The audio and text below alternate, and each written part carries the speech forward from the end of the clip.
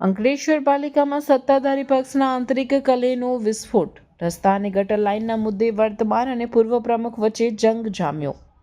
અંકલેશ્વર નગરપાલિકામાં છેલ્લા કેટલાક સમયથી ચાલી રહેલી રાજકીય ખેંચતાણ હવે જાહેરમાં આવી ગઈ છે, જેના કારણે શહેરમાં ગરમાવો જોવા મળી રહ્યો છે.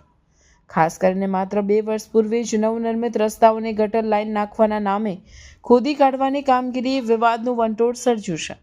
આ મુદ્દે નગરપાલિકાના વર્તમાન પ્રમુખ લલિતાબેન રાજપુરોહિત અને પૂર્વ પ્રમુખ સંદીપ પટેલ સામે આવી ગયા છે. પૂર્વ પ્રમુખે એવા ગંભીર આક્ષેપો કર્યા છે કે વિકાસના કામો માટેના જરૂરી દસ્તાવેજોને માહિતી માંગી હોવા છતાં આપવામાં આવી ન હતી અને કોઈપણ પૂર્વ તૈયારી વગર ઉતાવળી કામગીરી શરૂ કરી દેવામાં આવે છે. તેમણે રસ્તા ખોદવાની ઉતાવળ સામે શંકા વ્યક્ત કરતા જણાવ્યું હતું કે પ્રજાના ટેક્સના પૈસાથી બનેલા મજબૂત રસ્તાઓનો આ રીતે નાશ કરવો એ આયોજનનો અભાવ દર્શાવે છે. સંદીપ પટેલે આ કામગીરી થોડો સમય રોકવા રજૂઆત કરી હોવા છતાં વહીવટી તંત્ર દ્વારા કામ શરૂ કરી દેવાતા ભાજપના 2 જૂથો વચ્ચેનો વિખવાદ ચરમસીમાએ પહોંચ્યો છે.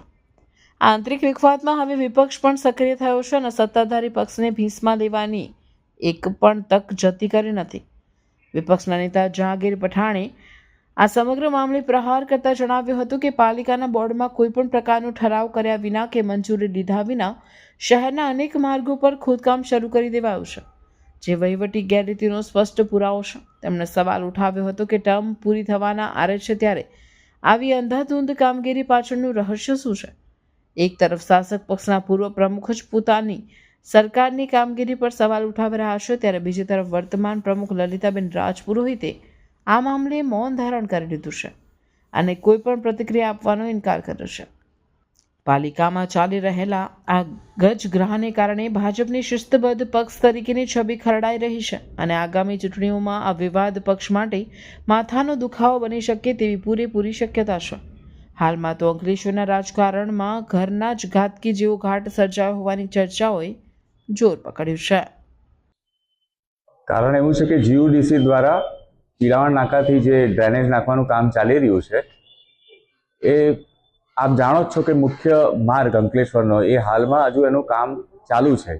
જેથી કરીને મેં પ્રમુખ શ્રી ચીફ ઓફિસર શ્રીને રજૂઆત કરી હતી કે હાલ પૂરતું આ પીરાવણ નાકાવાળો રોડ હાલ પૂરતું કામ મુલતવી રાખી અને આ કામ પૂર્ણ થયેથી એ કામ ચાલુ કરે. પણ એ કામ તાત્કાલિક ધોરણે ચાલુ કરી દેવામાં આવ્યું, જેથી કરીને મેં અમુક સિદ્ધાંતિક કાગળો અહીંયા માંગ્યા હતા લેખિતમાં. એ મને અત્યાર સુધી મળ્યા નહોતા, એના માટે હું આજે અહીંયા આવ્યો હતો.